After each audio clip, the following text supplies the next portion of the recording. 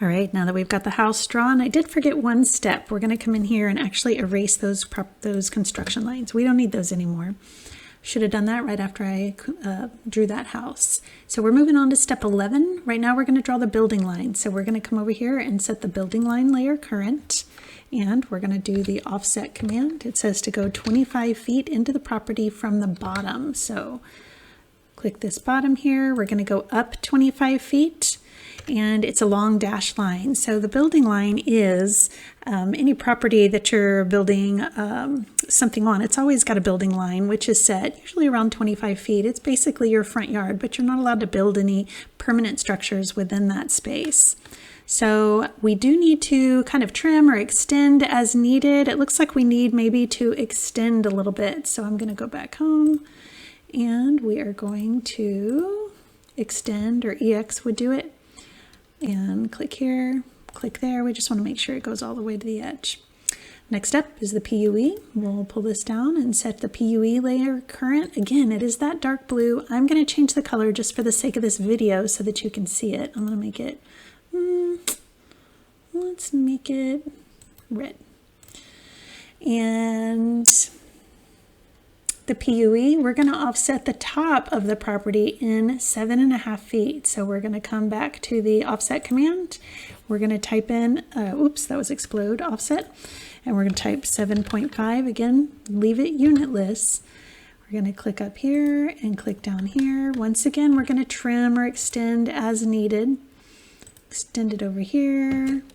We're going to trim this part right here. Now that PUE is in your backyard. It usually runs through your property. It's no line that you actually see, but you're not allowed to build anything within that PUE. So if you were to try to get a permit for a deck and it goes to the city, they're going to look at things like this. Where's your building line? Where's your PUE? That's called the public utility easement, and that is where all of your utilities are laid. So at any point, you know, if they need to, like years ago, they were coming in and laying fiber optic, and so they actually came through and dug up people's yards to install fiber optic cables through the back of the yard. They're allowed to do that. You're not allowed to have any kind of permanent structures on there. So that's what that PUE is. We just need to show it there. Let's see, we trimmed. Now we need to locate and draw the trees. And so we're going to set the trees layer current. There it is. And this template that we have has blocks in it already. So we already have some trees. First, let's locate those trees.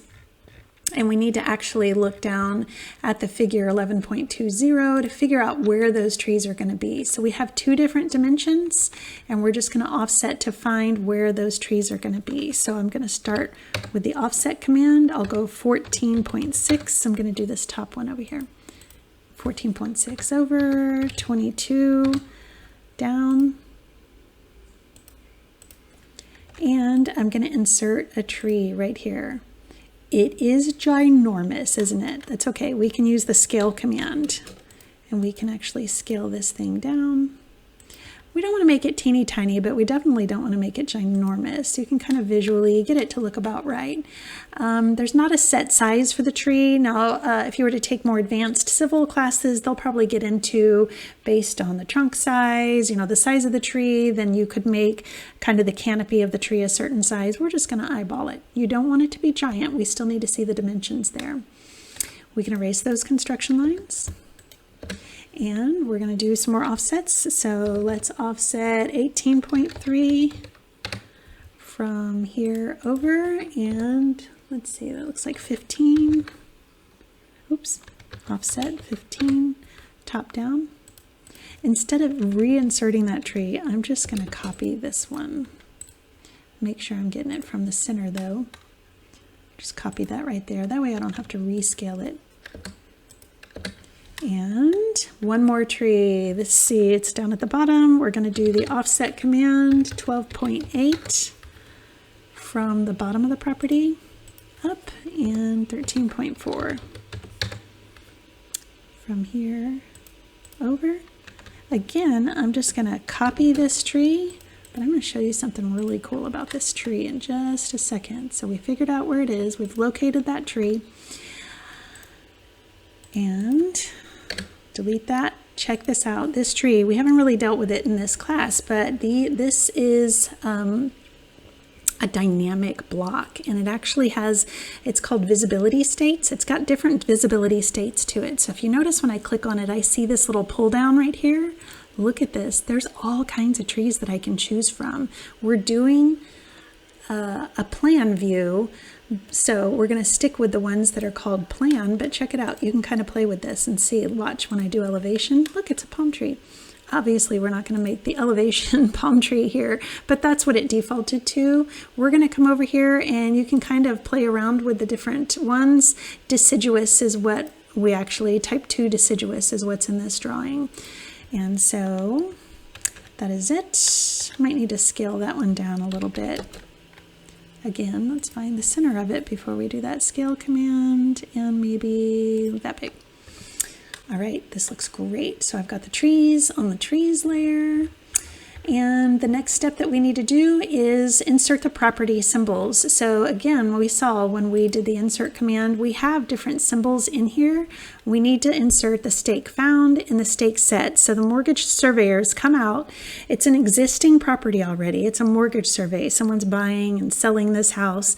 When you buy a house, your mortgage company makes you hire land surveyors to come out and survey the property. And so they're looking for things like, is somebody's fence on your yard? Is there a structure? Is there anything that's going to cause a legal issue for them financing your house for you?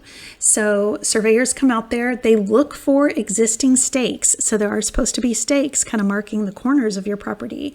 If they don't find a stake, they have to set a stake. And a lot of times a stake is something as easy as like a piece of rebar. But so they're going to come out here, they're going to find some, and they're going to have to reset some. So we're going to do stake found. Let's do this. And so, oops, I need to set my symbols layer current. There we go. Now we're going to do stake found. And so they found a stake at this corner. And you can copy it if you'd like. I'm going to just do this. So they found a stake at this corner. They really lucked out. They found 3 stakes, didn't they? But they couldn't find that top corner, so they had to set a new stake here. So there we go. We've got stake found, stake set. And the last one that we need to do is just to put in that north arrow. We can always move it later, but here's a north arrow. We're just going to kind of put it in place.